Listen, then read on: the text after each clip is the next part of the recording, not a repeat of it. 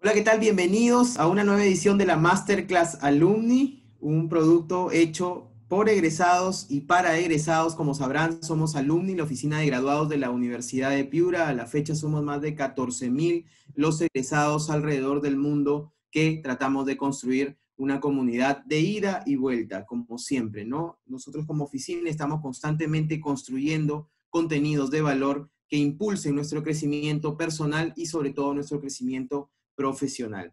En esta oportunidad tengo el agrado de presentar a Leonardo Cueto, un alumni exitoso y un alumni que nos acompaña hoy con la Masterclass Transformación Digital centrada en el cliente. Leonardo es Digital Transformation and Innovation Manager en BBVA Perú. Es especialista en transformación digital y gestión de la innovación, con dominio en 7 metodologías: Scrum, Kanban, Design Thinking, Lean Startup, Blue Ocean, innovación disruptiva e intraemprendimiento. Es fundador de IIN, International Innovation Network, creador del camino hacia la innovación sostenible. Tiene experiencia en banca y seguros de empresas líderes en el sector, en el país, obviamente. Es ingeniero industrial y de sistemas por la Universidad de Piura. Es asesor de startups, es consultor de negocios y es coach profesional y de equipos. Él tiene el agrado de acompañarnos en esta masterclass, en esta nueva masterclass, con el tema transformación digital centrada en el cliente. Leonardo, muchísimas gracias y bienvenido a las masterclass de Alumni UDEP. Muchas gracias a ti por la presentación y por la invitación. Muy contento de poder pertenecer a esta iniciativa de Alumnis. Y nada, muy contento y orgulloso de pertenecer a este centro de estudio y que el contacto todavía siga a pesar que ya hemos terminado o ya no hemos egresado, ¿no? Muchas gracias por la invitación. Listo, adelante entonces con la presentación, Leonardo. Bienvenido. Ok, muchas gracias. Ok, hola con todos, ¿cómo están? Espero que se encuentren todos muy bien por casa. Aquí les he traído un material que he preparado para ustedes. Espero que sea de su agrado. Tenemos unos minutos para conversar y hacer de este momento algo agradable. Bueno, ya me presentaron. De hecho, soy Leonardo Cueto. Actualmente trabajo en el BBVA Perú, viendo la parte de innovación y transformación digital, todo lo que es Enterprise. Ahí les dejo mi código QR para que lo puedan escanear y van a poder obtener mi contacto personal y mi correo también y mi LinkedIn. ¿Ok? Entonces, sin más preámbulos, yo soy Leonardo Cueto. Ustedes se preguntarán, siendo tan grande, ¿por qué sigues poniendo una foto de Dragon Ball en tus presentaciones? Y es de que hay dos motivos por los cuales yo pongo esto. El motivo número uno es porque soy fan de Dragon Ball desde que era pequeño, siempre lo sigo viendo, ¿no? Podré seguir madurando y siempre voy a ver esta serie. Soy fan de Dragon Ball, esa es la razón número uno. Y la razón número dos es porque soy la persona más antifotogénica del mundo, ¿no? Difícilmente salga bien en una foto, entonces ya me di por vencido, encontré una foto que salga bien para poner en mis presentaciones, así que decidí poner la foto de mi dibujo animado favorito. ¿Ok? Y bueno, aquí las comparto, también está mi código QR en esta presentación, y feliz de poder contactar con ustedes en cualquier momento, si tienen alguna duda, consulta, algún tema que quieran tocar posterior de este intercambio de información. Feliz de poder estar en contacto con todos ustedes. Y nuevamente muchas gracias a la Universidad Piura por este espacio y por permitirnos seguir creciendo profesionalmente. ¿Ok? Bueno, para iniciar, quiero mostrarles un poco de conceptos sobre qué es lo que está pasando a nivel global y la necesidad de la transformación. De hecho, hoy por hoy con lo que estamos viviendo con la pandemia, esta necesidad de la transformación se hace cada vez más notorio, ya muy evidente. De hecho, antes de la pandemia, ¿no? Ya las empresas se estaban transformando. Si bien es cierto, con el foco de la pandemia, esto se hizo aún mucho más evidente, ¿no? Y la necesidad se hizo más evidente. Entonces, tanto es así de que ya el gobierno está tomando iniciativas muy fuertes en lo que es el tema de transformación digital. Pero veamos un concepto anterior sobre qué es una compañía. ¿No? Una compañía es una identidad que provee una solución en un contexto determinado para satisfacer una necesidad y que puede cobrar por ello, ¿no? ¿Qué quiere decir esto? Que una compañía literalmente satisface necesidades en un determinado marco, en un determinado contexto, ¿ok? Bajo unas mismas circunstancias, bajo ciertas variables. Pero la pregunta es, ¿qué está pasando con este contexto? Ese contexto ha cambiado dramáticamente, ¿no? Ha cambiado solamente con el COVID, ya venía cambiando. ¿Qué es lo que verdaderamente pasaba con ese contexto en el cual una empresa o una institución entra para poder satisfacer una necesidad o satisfacer una necesidad y crear un producto o servicio de tal manera que pueda cobrar por ello? ¿Qué es lo que está pasando en ese contexto? Entonces, aquí hay una lámina que a mí me gusta muchísimo porque permite tener ese grado de sensibilización de lo que ya venía pasando en el mundo. Esta lámina, ¿qué es lo que muestra? Como ustedes pueden ver aquí en el eje X, ¿no? En el eje horizontal, ¿no? Podemos ver la cantidad de empresas que comenzaron a aparecer en el 2014 para adelante, que hoy por hoy ya están valorizadas en más de $1 billón, ¿no? En $1 billón.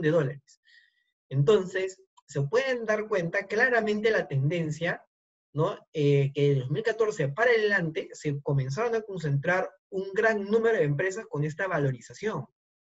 Ustedes, si pueden ver la parte de 2014 para atrás, ¿no? Si bien es cierto, ya existían estas empresas, ¿no? Que hoy por hoy conocemos bastante bien como Airbnb, Spotify, Dropbox, entre otras empresas, ¿no? A partir de 2014 hubo un quiebre bastante importante en el cual vemos muchas empresas, muchas startups que ya están valorizadas en $1 billón, ¿no? Ustedes se imaginan, hoy por hoy estamos en el año 2020, ¿no? Que en tan solo 4 años o 6 años, en el peor de los casos, tengan una startup valorizada en $1 billón, ¿no? Y es que eso hoy por hoy es posible. Es posible crear una startup con esa valorización y en muy poco tiempo, ¿no? Entonces, eso es lo que está pasando en el mundo, ¿no? Es algo claramente evidente. Y la pregunta es, ¿por qué está pasando esto, ¿no? ¿A qué se deben todos estos cambios? Entonces, aquí les he traído un par de números, ¿no? Para compartirlos con ustedes en la sesión del día de hoy. Y es que si nosotros nos ponemos a pensar y vemos, ¿no? ¿Cuántos mensajes de WhatsApp se emiten en 60 segundos? Tenemos 18 millones de mensajes, solamente en 60 segundos. 4.7 búsquedas en Google. Tenemos 4.3 millones de horas de reproducción en YouTube. Tenemos 481.000 tweets en tan solo 60 segundos.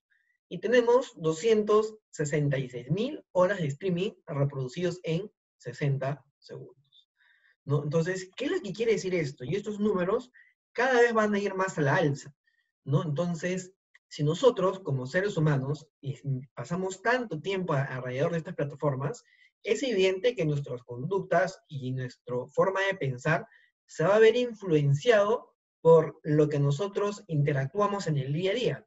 Es algo natural, algo que el ser humano no puede evitar ser de alguna u otra manera influenciado. Entonces, si nosotros queremos vivir en un contexto digital, tenemos que estar donde la mayor parte del tiempo los seres humanos hoy por hoy interactúan, ¿no? Que son estas principales startups, ¿no? Fuentes digitales. Hoy por hoy tenemos 3.8 billones de humanos conectados, ¿no? ¿Se imaginan hacer un startup o un negocio que pueda ser capaz de llegar a esos 3.8 billones de humanos conectados? Hoy por hoy ya no tenemos que pensar de que nuestro mercado es Perú, ¿no? Que nuestro mercado potencial es Perú, nuestro mercado potencial es Lima, ¿no?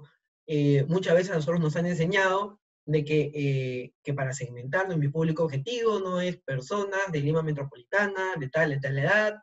Entonces, y con eso calculo mi potencial, ¿no? Mi potencial de mercado, y con eso veo cuál es mi ratio de conversión de ventas, y con eso puedo ir estimando mi utilidad. Ok, eso sirve. Pero a eso lo tenemos que ahora que cambiar a que nuestro público objetivo es el mundo. Es el mundo que está conectado. Y hoy por hoy tenemos 3.8 billones de humanos conectados a un celular. Si nosotros vamos al mismo ritmo de crecimiento que hemos estado en los últimos años, ¿no?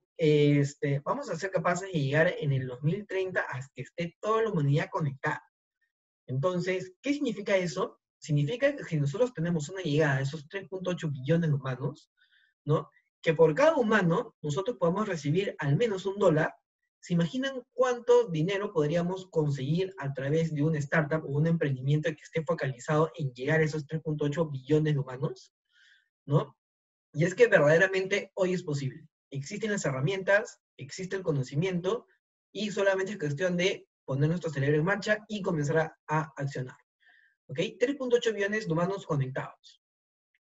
Y el contexto, ¿qué genera ese cambio? ¿No? Muchas veces podríamos decir ahora de que el cambio se produjo debido al COVID, ¿no? Debido a que no podemos salir de casa, ¿no? Entre otras muchas cosas más.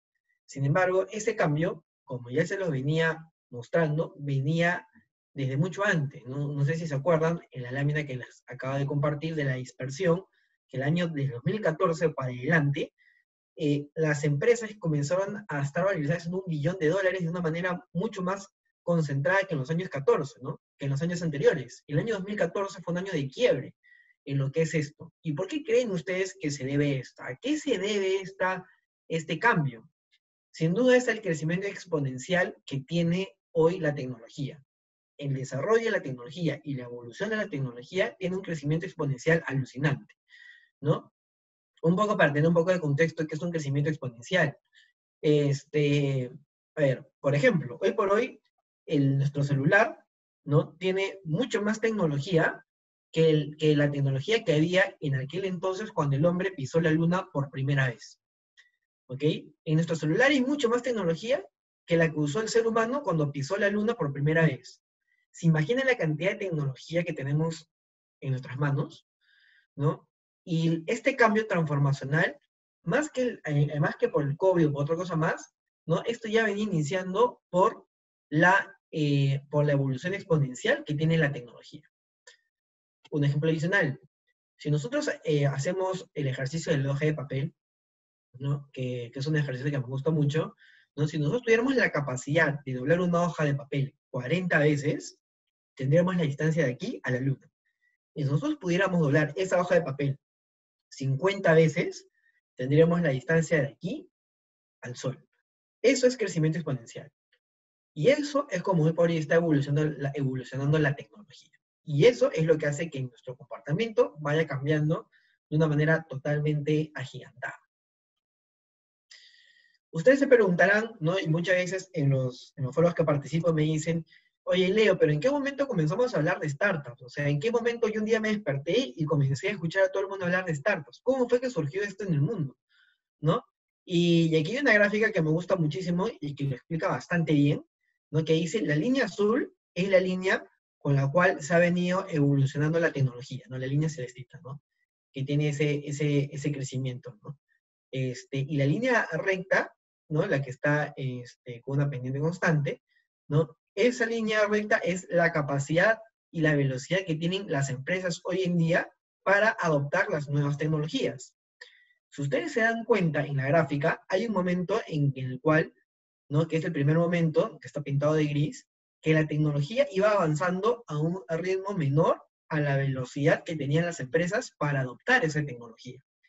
Sin embargo, hubo un punto de quiebre, en que la tecnología comenzó a avanzar más rápido de lo que las empresas eran capaces de adoptar esa tecnología, que es la zona de color celeste, la que está pintada de celestito. Y es en esta brecha de tiempo de que las startups comenzaron a surgir, ¿no? ¿Por qué? Porque las empresas evidentemente no tenían esa velocidad para coger las nuevas tecnologías que aparecían en el mercado, y sin embargo una startup sí. Entonces, y ahí fue que comenzaron a surgir. Y además, esas soluciones que brindaban las startups, producto del uso de la tecnología, iban satisfaciendo necesidades de una manera mucho más eficiente que las empresas tradicionales. Y es por eso de que hoy por hoy ya cada vez es más común que en las empresas haya un área o haya un equipo de personas que se llame Open Innovation, ¿no? Por ejemplo, en el banco hay un equipo de Open Innovation de que se encarga constantemente de estar rastreando esas startups y ver si hay alguna startup con la cual nosotros podemos hacer un convenio o incluso poder pensar en comprarla, ¿no? ¿Por qué? Porque la startup siempre va a tener más velocidad de adopción de tecnología que una empresa ya constituida, una empresa ya mediana a grande. Entonces, es muy importante poder tener siempre este equipo de trabajo. Y otro tema más es el tema de costo de lanzamiento, ¿no? Por ejemplo, en el año 2000, lanzar solamente un emprendimiento, lanzar una idea de negocio costaba $5.5 millones. Mientras el día de hoy cuesta solamente $5.700. ¿Qué quiere decir esto? Casi 100% más barato que hace tan solo 20 años. Hoy por hoy lanzar un emprendimiento, lanzar una startup, es 100% más barato que hace 20 años.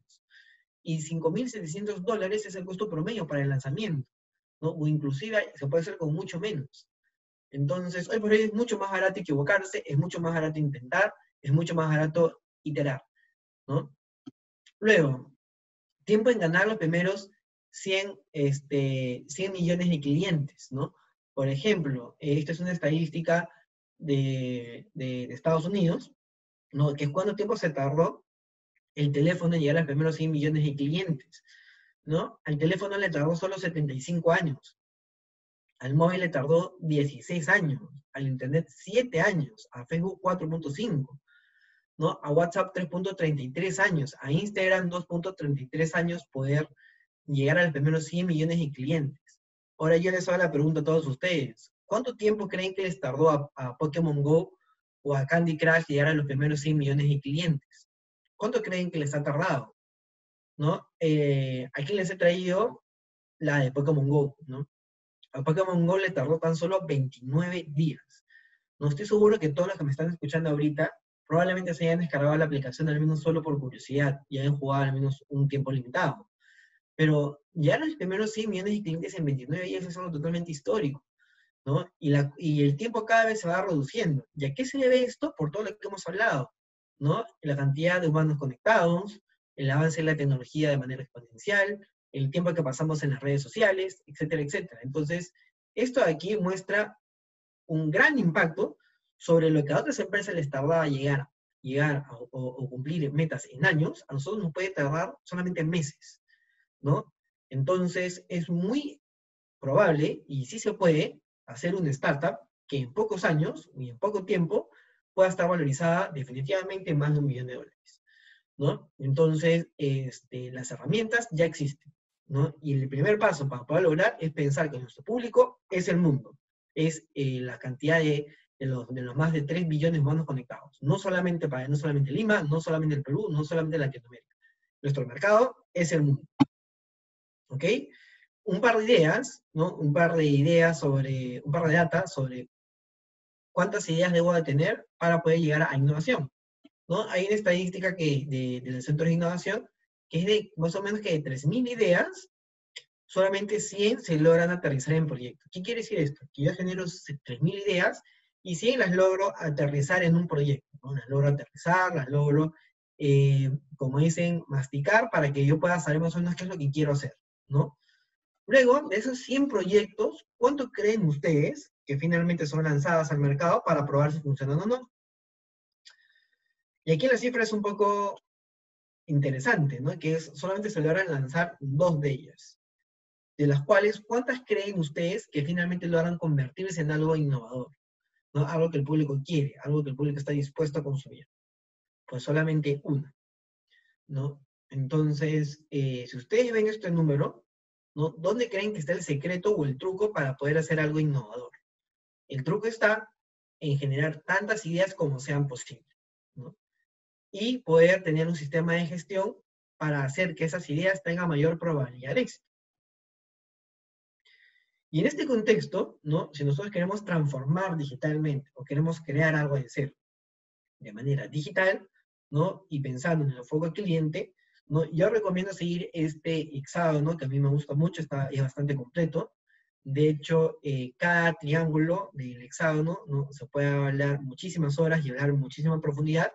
Aquí yo les he querido traer a ustedes lo más importante, ¿no? Y aquellos mensajes claves de cada uno de ellos, ¿no? La primera parte es estrategia, ¿no? Y la estrategia tiene que estar alineada al foco del cliente.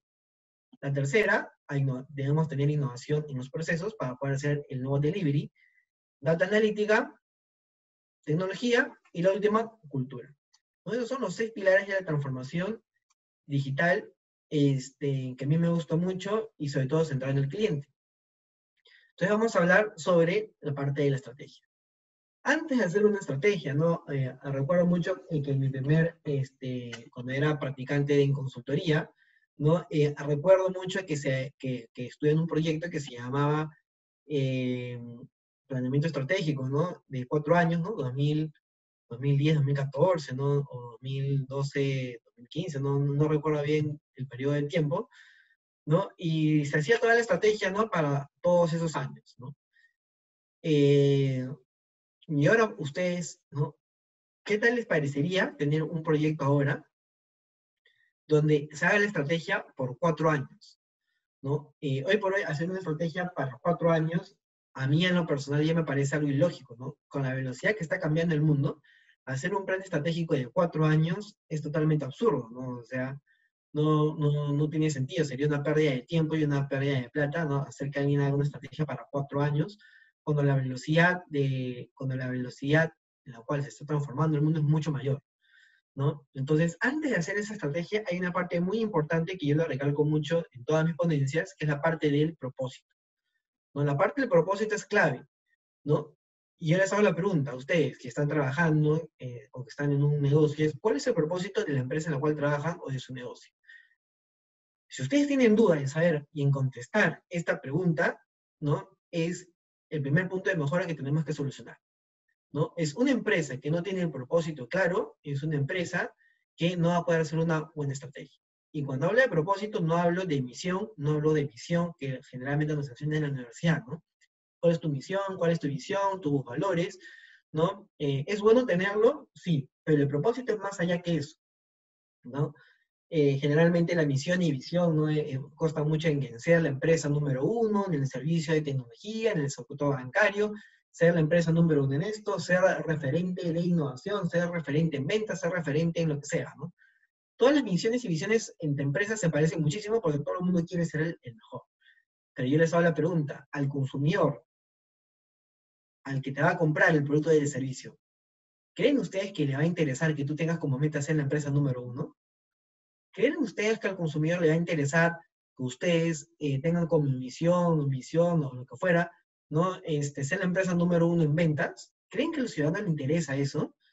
¿No? A un ciudadano no elegiría tu empresa porque quiere ser la empresa número uno.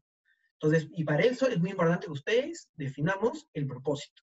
¿Qué es el propósito? El propósito es algo más allá. El propósito es algo que tiene que cumplir unas características claves, ¿no? Para que verdaderamente sea un propósito, ¿no? Algunas características que a mí, en lo personal, apoyo muchísimo, que es la primera, un propósito tiene que ser inspirador.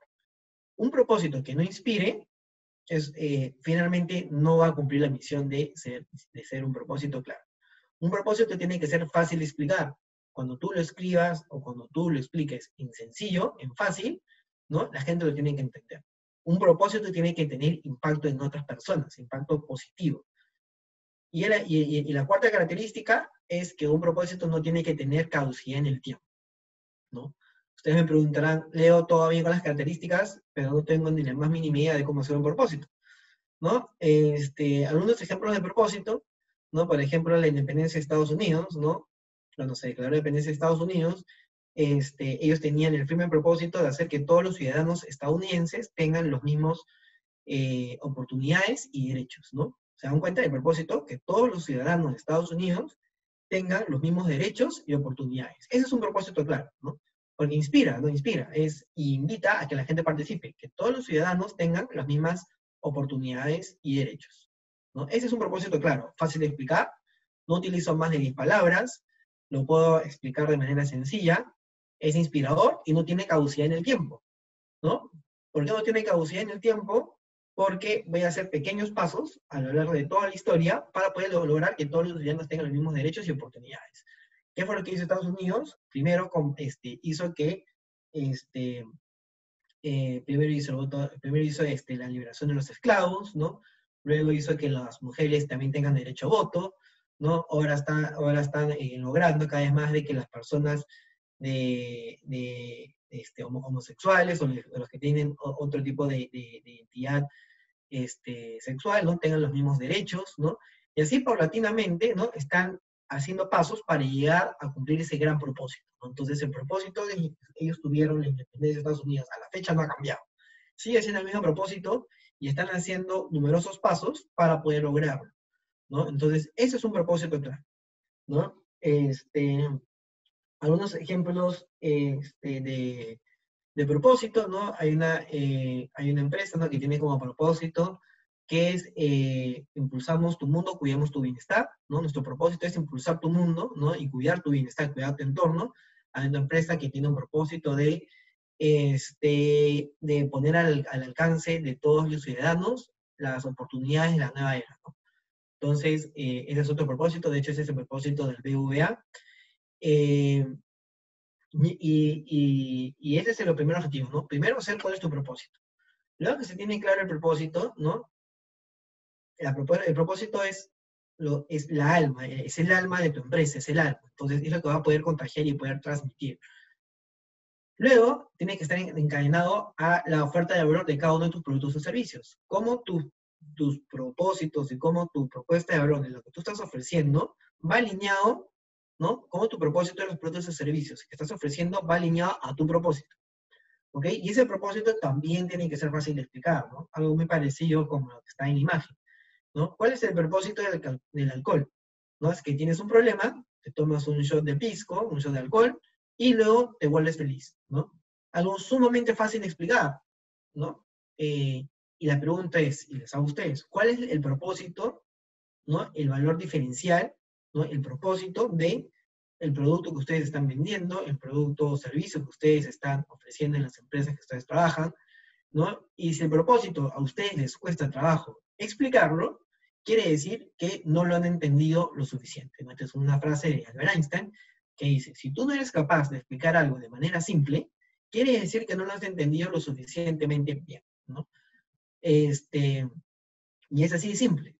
Si ustedes van donde un gerente y le dicen, oye, ¿cuál es el propósito de esta empresa?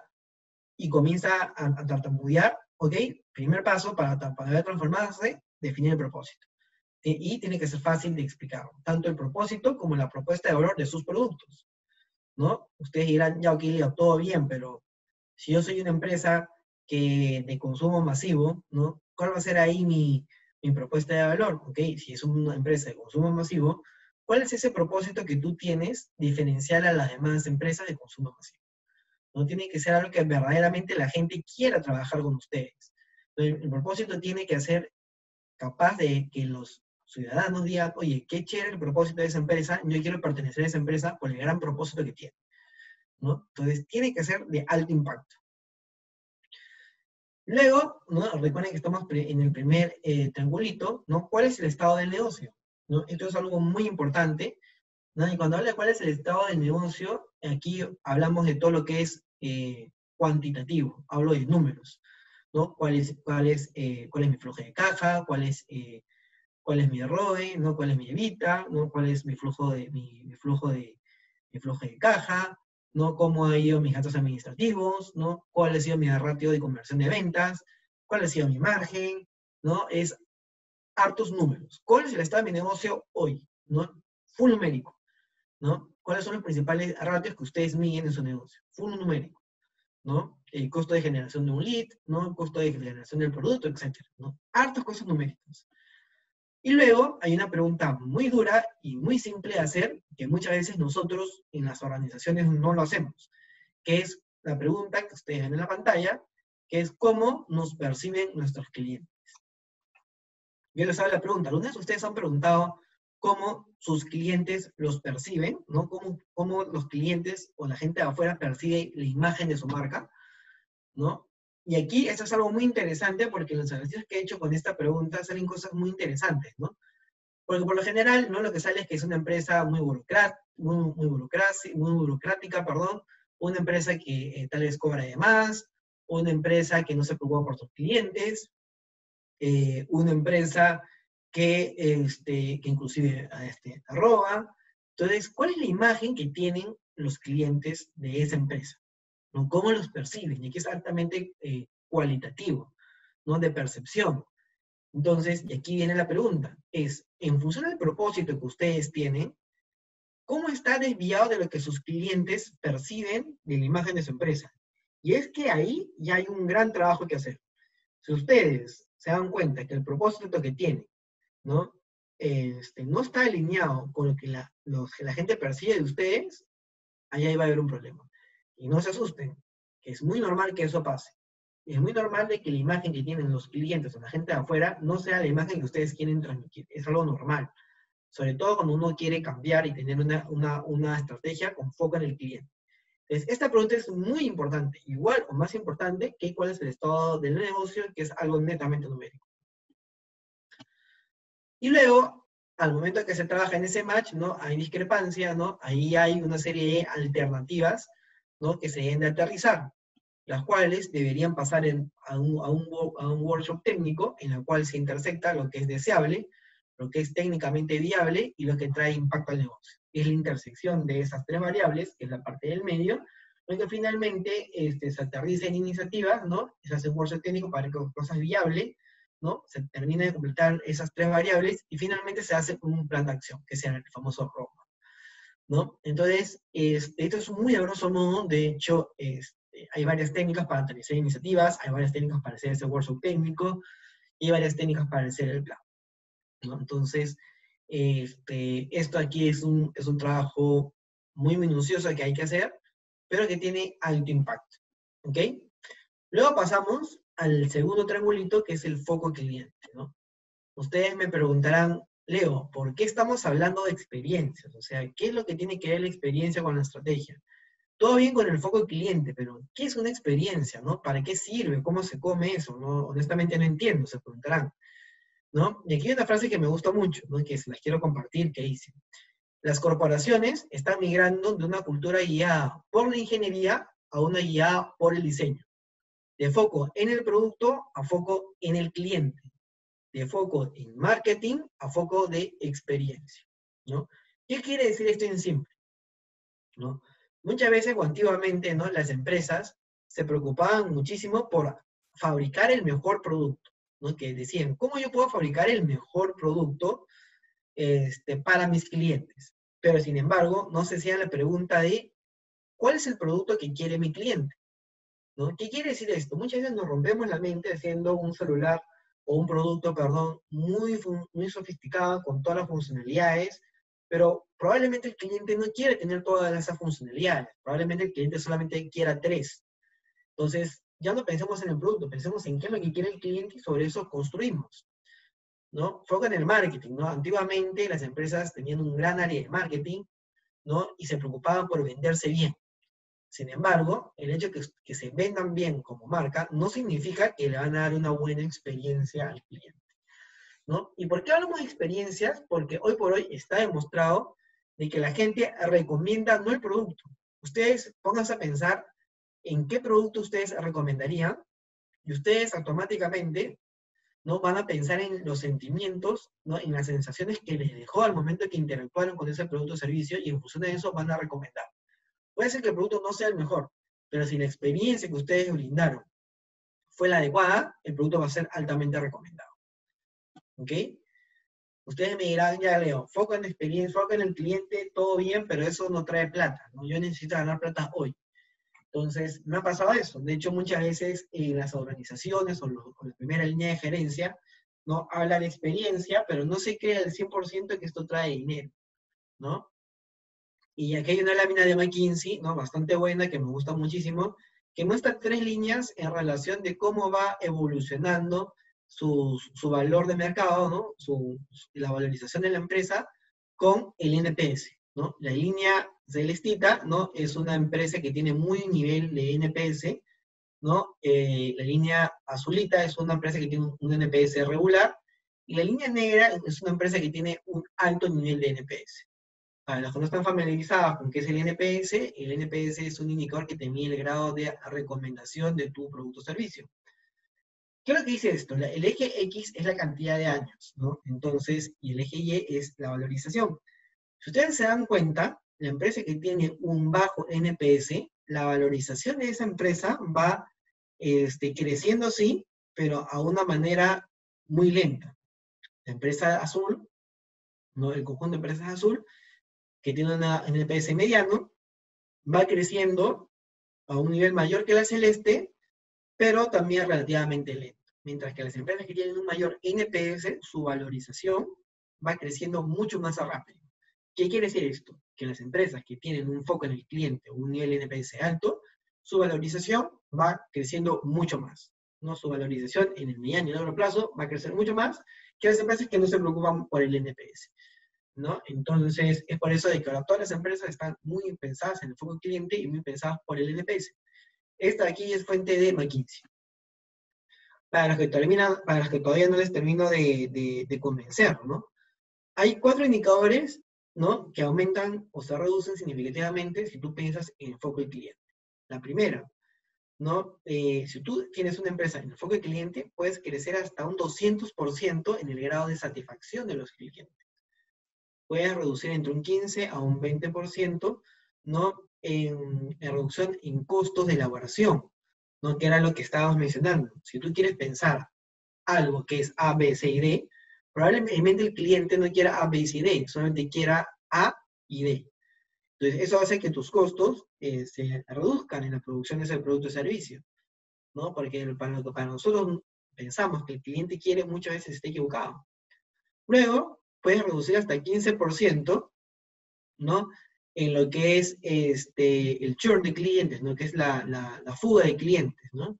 De hecho, si tú piensas en el cliente, en enfoque en el cliente, vas a lograr que la fuga de tus clientes sea mucho menor. ¿Por qué es tan importante esto? ¿No? Por algo bastante simple. Atraer un cliente nuevo de la calle es mucho más caro, ¿no?, que pensar en la retención de los clientes que ya tiene. ¿Qué quiere decir esto? Si yo ya tengo un cliente y ese cliente me compra de manera recurrente, ¿no?, hacer que me compre es mucho más barato que yo invertir en traer a un cliente nuevo y hacer que me compre por primera vez. Entonces, si yo pienso en el cliente, voy a retener a esos clientes y voy a ahorrar en traer nuevos clientes para que me compren, ¿no? ¿Qué es lo que pasa con Telefónica, ¿no? Que Telefónica generalmente brinda un servicio no tan bueno en experiencia del cliente, entonces ellos gastan mucha plata en traer nuevos clientes, nuevos consumidores. Entonces, ¿por qué? Porque tienen mucha fuga, ¿no? Entonces, ¿qué pasa si reducen la fuga y invierten la misma cantidad en traer nuevos clientes? Probablemente las utilidades serán mucho mayores. Y luego puedes aumentar hasta 4 veces el engagement con tus trabajadores. Una empresa que piensa, enfoca en el cliente, la gente va mucho más motivada a trabajar que una empresa que solamente piensa en sus utilidades, ¿no? Es decir, ¿cuántos de ustedes saben cómo impacta su trabajo en el cliente o en el consumidor final, ¿no? La pregunta es, ¿lo sabemos, no? ¿Cómo yo y mi trabajo, ¿no?, impacta en el cliente, ¿no? ¿Cómo impacta en el cliente de manera certera? Es mucho más motivante pensar de que lo que tú trabajas tiene un impacto positivo en el cliente versus que lo que yo hago, ¿no?, genera rentabilidad para el dueño de la empresa, ¿no? Entonces, tener esa mentalidad de foco en el cliente aumenta hasta 4 veces el compromiso, ¿no?, y la retención de talento, ¿no? Esto también es fuente McKinsey. Hay un profesor de la Universidad de Harvard que dice, si quieres pasar a la historia, solamente enfócate en una cosa y sé el mejor en ella. Ustedes se dan cuenta de las empresas que han pasado a la historia o las personas que han pasado a la historia, no pasan a la historia por querer ser el mejor en todo, ¿no? Céntrate en algo y sé el mejor en ello, ¿no? ¿Cuál es la relación entre estrategia y experiencia? ¿No? Un poco lo que ya hemos conversado, ¿no? La estrategia te dice qué cosa debes de hacer y es el delivery de esas experiencias que terminan de construir la estrategia. La estrategia te dice el qué. El delivery de esas experiencias termina de construir la estrategia. Y esa es la relación que hay. Estrategia y experiencia, ¿no? Definición de atributos claves. Aquí les he traído 3 atributos claves que son universales. Si ustedes quieren pensar en experiencia del cliente, hay 3 atributos que aplican para cualquier sector que son universales, ¿no? Que es de que lo que ustedes hagan tiene que estar pensado en el cliente, pero que a la vez tiene que ser simple y ágil, ¿no? Simple y ágil, rápida atención, simple en la manera de ejecutarse, en la manera de estructurarse. Prevención, al cliente le encanta que le prevenga, ¿no? Independientemente del rubro que sea, ¿no? Es decirle, por ejemplo, empezando en seguros, ¿no? Decirle, oye, no vayas por esta zona que tiene un índice de robo de 5%, ¿no? Es una de las más altas que hay en la ciudad, ¿no? O decirle, oye, no cambies dólares ahorita porque va a subir en los próximos meses, ¿no? Entonces, si no tienes apuro, guarda tu dinero y nosotros te vamos a avisar cuando sea el mejor momento para cambiar. Y confianza es clave, ¿no? Una marca que no transmite confianza, imposible que sea adoptada por los consumidores, ¿no? ¿Ustedes se imaginan de que no tengan la confianza que Rappi no va a clonar su tarjeta, ¿no? O no va a brindar los datos a otras personas, ¿no? O no tengan confianza en el motorizado de que no va a abrir su comida y no la va a manipular? Entonces, si ustedes pensaran, ¿no? O no tuvieran confianza en la marca, no consumirían el producto o servicio. Y eso funciona para cualquier tipo de empresa, para cualquier tipo de sector, para cualquier tipo de negocio. Y, y el reto que tenemos, es cómo podemos adueñarnos de estos atributos a través de las experiencias de nuestros clientes. Y aquí les quiero comentar un caso, ¿no? Yo quiero que ustedes piensen en aquellas empresas, ¿no? En el momento más feliz de su vida y aquellos que ustedes han vivido una experiencia alucinante, algo que ustedes recomendarían, ¿no? Y cuando hago esta pregunta, nunca me ha pasado de que alguien no me haya dicho Disney, ¿no? Y es que Disney es la mejor empresa en lo que es experiencia del cliente, es un referente mundial en lo que es experiencia. Nadie lo hace mejor que Disney. ¿Y cuál es el secreto de Disney? Es de que Disney se centra en aquellos pequeños detalles. Son expertos en centrarse en los pequeños detalles, ¿no? Y a ser intencionales, donde otros deciden no invertir ni una gota, ni un dólar, ¿no? Entonces ellos deciden darle mucho percance a los pequeños detalles, ¿no? Mucha importancia a los pequeños detalles. Y eso hace que Disney, ¿no? Sea uno de los referentes mundiales en experiencia. ¿Ok? Vamos avanzando. El tema de innovación y procesos, ¿no? Una vez que tú ya tienes tu estrategia, ¿no? Y ya tienes tu foco en el cliente, tienes que adaptar tus procesos para poder hacer el delivery de ese cambio, ¿no? Y para esto hay una parte que es importante saber, que es, ¿cuál es la diferencia entre innovación y creatividad? ¿No? Creatividad es el arte de conectar. Un emprendedor conecta. ¿Qué conecta? Conecta elementos que ya existen. Por ejemplo, las notas musicales. Las notas musicales siempre han sido las mismas. Las notas musicales no han cambiado con el tiempo. ¿Y qué es lo que pasa? Un emprendedor conecta. Cuando esa conexión se aterriza, se puede hacer una invención, lo cual se puede aterrizar en una patente. Por ejemplo, en el caso de un DJ, ¿no? Hace un playlist, ¿no? Hace una música, ¿no? La puede poner en Spotify, y si la gente no lo escucha, ¿no? Fue una muy buena invención. Pero para que sea innovación, tiene que encontrar un nicho de mercado, y la gente tiene que consumir ese producto o servicio de manera recurrente. Por ejemplo, si yo hago una música, la pongo en Spotify, y nadie la escucha, ¿ok? Puede haber sido algo creativo, pero no logra ser innovación. Innovación es que yo haga una música, la ponga, y la gente lo escuche de manera frecuente, y consuma el producto o servicio de manera constante. ¿No? Tienen que tener un nicho de mercado para que sea innovación. La pregunta, ¿todos podemos ser innovadores? Sí. Acá hay una técnica que me gusta mucho para abrir la mente en las organizaciones, para plantear desafíos, ¿no? Muchas veces tenemos enfocado cuál es el problema, y aquí hay una técnica de la Universidad de Stanford que me gusta mucho, que es el cómo podemos nosotros, ¿no? Si ustedes tienen un desafío sobre cómo podemos brindar la mejor experiencia al cliente, cómo podemos reducir precios, o cómo podemos aumentar el NPS, cómo podemos disminuir los reclamos, cómo podemos hacer una nueva app, cómo podemos brindar tal cosa.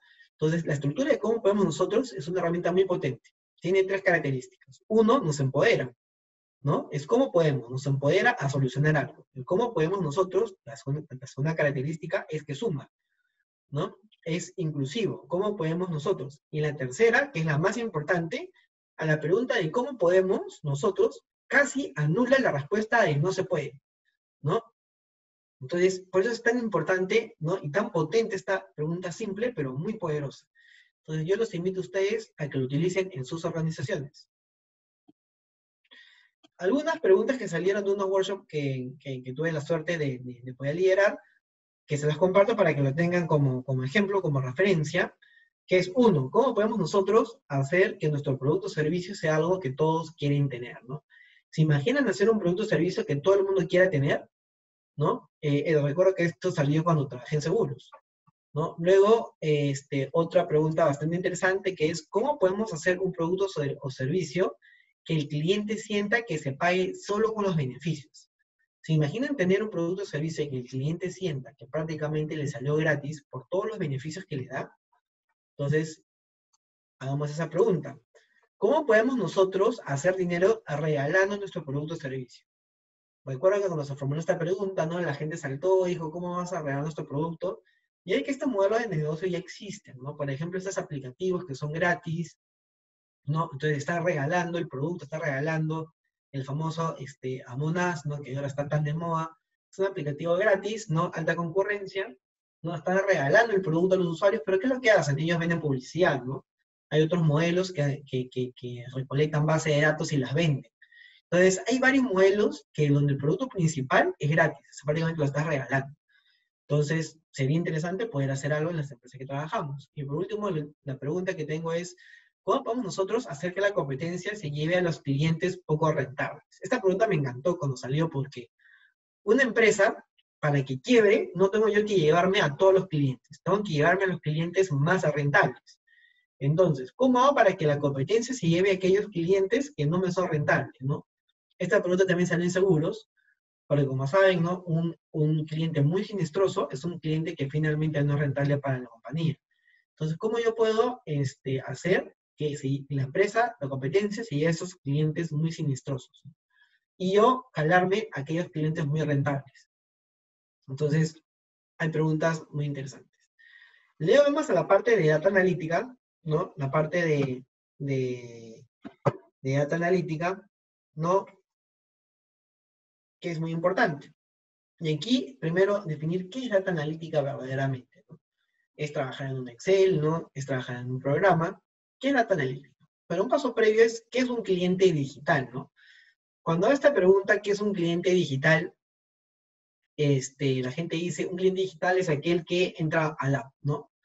Ok, entonces si hago un chatbot y mi cliente se comunica por el chatbot, ¿y es un cliente digital? ¿Verdaderamente es un cliente digital alguien que se comunica con un chatbot? ¿No? Porque muchas veces las empresas toman la opción de forzar a los clientes a que se comuniquen por una vía digital.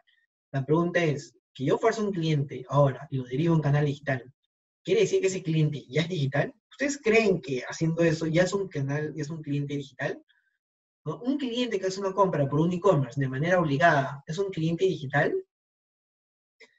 Les dejo esa interrogante a ustedes.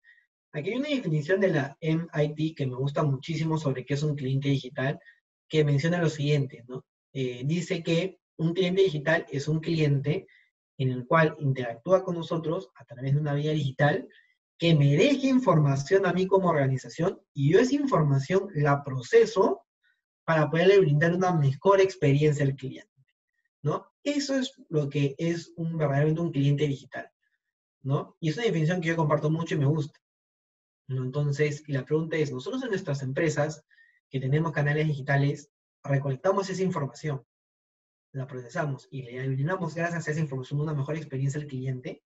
Algunos dirán poco, otros dirán nada, ¿no? Pero verdaderamente tenemos ese approach de un cliente digital, entonces tenemos que ser capaces de hacerlo. Y para eso es data analítica, ¿no? Y la data analítica y el cliente digital tiene 4 aplicaciones para mejorar la experiencia, que es predecir necesidades. Usamos data para predecir necesidades, usamos data para retroalimentarnos a tiempo real.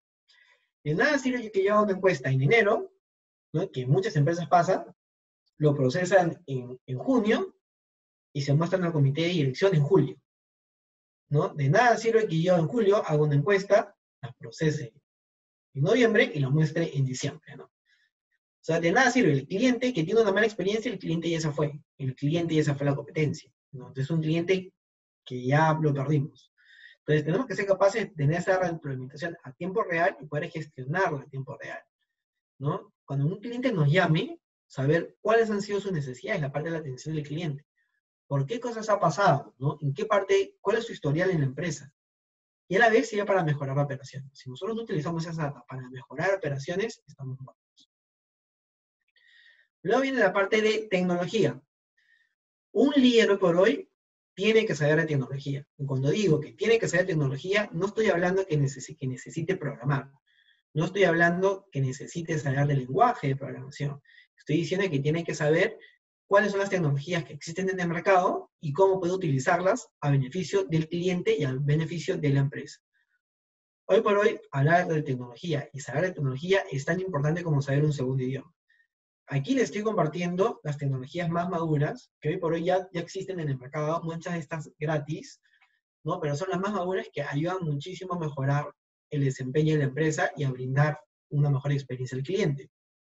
Tenemos lo que es predictividad, reconocimiento de voz, reconocimiento de imagen, ¿no? Un tema de Machine Learning, ¿no? Muchas veces la gente piensa que Machine Learning es algo que es del otro mundo, pero ya existen herramientas gratuitas en Internet de Machine Learning, ¿no? El famoso RPA o Robotics, ¿no? También la gente piensa que es algo muy complicado, no se imagina robots sentados en su sitio de trabajo haciendo su chamba, lo cual no es así, ¿no? RPA es un lenguaje en el cual a través del script scrapping puede simular el trabajo de una persona, pero solamente tareas repetitivas, ¿no? Entonces, estas son las tecnologías que les quería compartir para que ustedes lo investiguen en casa, ¿no? Y son las tecnologías más maduras que existen. ¿Cuáles son los desafíos que afrontamos en toda empresa? Es cómo podemos tomar decisiones con información de pocas personas, ¿no? Es algo con lo cual todas las empresas conviven. ¿Cómo podemos, cómo medimos la intención del cliente, pero entendiendo la causa? ¿No? Si nosotros queremos tener éxito, tenemos que entender la causa a raíz con la cual un cliente actúa como actúa. ¿Cómo cómo reaccionamos a la información de las encuestas después de brindar una experiencia? Muchas veces nos cuesta mucho trabajo, ¿no? Asumir que lo que el cliente dice es verdad, ¿no? Y tenemos que tener esa capacidad de cambio y de reacción de manera inmediata. Luego, ¿cómo manejamos las iniciativas con el retorno de la inversión, ¿no? Hay muchas veces que hay una idea y al toque ya te están pidiendo business case, el retorno sobre la inversión, ban, TIR, pero es una idea, ¿no? ¿Cómo quieren que hagamos un ban sobre es una idea? Que todavía no sé cómo va a terminar este proyecto. Entonces tenemos que combatir un término medio, ¿no? No matar el proyecto antes que nada. Y luego, la última parte es el tema de cultura, ¿no? Cultura. Una definición que me gusta muchísimo de cultura, que me encanta, es que la cultura es lo que los trabajadores hacen cuando nadie los ve, ¿no? Entonces, eso es lo que realmente es cultura. Ustedes se comportan igual, de la misma manera de cuando está su jefe sentado al lado, ustedes se comportan de la misma manera cuando está el dueño de la empresa cerca, ¿no? ¿Qué es lo que cambiaría, ¿no?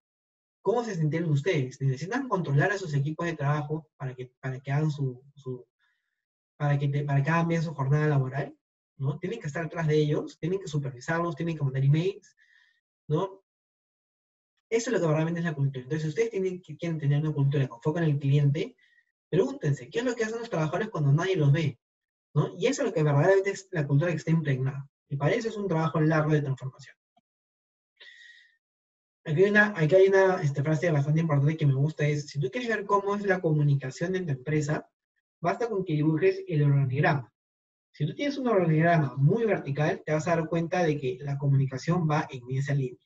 Muchas veces pasa de que la persona de alto rango se comunica con los gerentes, luego se comunica con los subgerentes, el subgerente le manda el trabajo al jefe, el jefe le manda el trabajo al analista, y el analista le manda el trabajo al practicante, ¿no? El practicante se lo entrega al analista, y el analista se lo entrega al jefe, el jefe subgerente, el subgerente al gerente, el gerente al director, el director al gerente central, el gerente central se lo manda al dueño de la empresa, ¿no? Entonces la comunicación baja en cascada. Entonces, y también es una cultura que refleja, ¿no?, cómo viaja la comunicación. Y comunicación muchas veces es igual a cultura. Y luego, para ir terminando, ¿no?, hay un ejemplo de la Universidad de Harvard, ¿no?, que es este desafío que les estoy planteando, que pusieron a dos grupos de personas en dos salones distintos. En uno dijeron, les vamos a estos materiales, tienen que poner la vela en horizontal prendida, y a otro grupo le dijeron, tienen que hacer este desafío, y si ustedes lo logran hacer en tiempo récord, les voy a dar $100 a cada uno, ¿no? Para sorpresa, el equipo A, que no les habían ofrecido dinero, y solamente era un desafío de diversión, lo hicieron más rápido que las personas que les habían ofrecido $100. ¿Qué fue lo que pensaron, qué fue lo que pensaron las personas que estaban a lo largo de este experimento? Dijeron, a lo mejor $100 es muy poco, hay que ofrecerle $1000 a cada uno de ellos. Repitieron el ejercicio y se dieron cuenta que igual las personas que lo hacían por diversión lo hicieron en mucho menos tiempo que las personas que les habían propuesto $1000. ¿Cuál es la moraleja de esto y cuál es el resultado de este análisis? Es de que la persona que trabaja en un ambiente divertido, en un ambiente motivado, ¿no? El resultado y el rendimiento va a ser mucho menor que aquellas personas que trabajan solo por dinero, ¿no? Con esto que estoy diciendo, no estoy diciendo que el dinero no sea importante. El dinero es muy importante y es un habilitador muy importante. Pero una persona que trabaja solamente por dinero no te va a rendir tanto que si tú le ofreces un ambiente de trabajo agradable, ¿no? El rendimiento se multiplica muchísimo más. ¿Ok? Y eso es lo que tenemos que velar por una cultura. La cultura tiene que ser capaz de motivar a la gente para que dé su máximo rendimiento. ¿Ok? Y para terminar, tengo esta lámina de cómo empezamos. Creamos la estrategia y cultura, fijamos estándares. ¿Cuáles son los estándares de la empresa o del sector que tengo? ¿Cuáles son los estándares? Fijo esos estándares. Luego rompo esos estereotipos. Fijo los estándares y hago todo lo posible para romperlo. Y luego planteo los procesos y el ambiente y el equipo que necesito para romper esos estereotipos y poder dar la atención que el cliente se merece. Estas son las últimas dos láminas que tengo de ejemplo. Nintendo Wii. Nintendo Wii es un claro ejemplo de romper estereotipos. ¿Cómo eran las consolas de videojuego antes? Eran unas consolas de videojuego enfocados para adolescentes. Tendían a aislar a la familia, con gráficas muy complejas, con juegos muy difíciles de pasar, ¿no? Y incentivaba el sedentarismo. Se fijaron en esos estándares. Nintendo Wii lo que hizo fue exactamente lo opuesto. Hizo gráficas simples, juegos fáciles de superar, enfocada en familia, gráficas simples. Si ustedes comparan las gráficas de Nintendo Wii con la de Sony o otras consolas, son muy simples, y incentiva el deporte, ¿no? Fue la primera que incentivó el deporte a través de lo inalámbrico. Fue una innovación total, partiendo desde romper estereotipos. Y el último ejemplo, que me gusta muchísimo, es el American Girl, ¿no? ¿Por qué me gusta muchísimo ese ejemplo? No porque me gusten las muñecas, sino porque el gran foco en el cliente que tuvieron, ¿no? Muchas veces se piensa que innovación es igual a tecnología, y ellos hicieron una innovación sin tanta tecnología y pensando 100% en el cliente, ¿no? Para las mujeres que están escuchando esto, yo les hago la pregunta, ¿por qué una mujer o una niña juega con muñecas?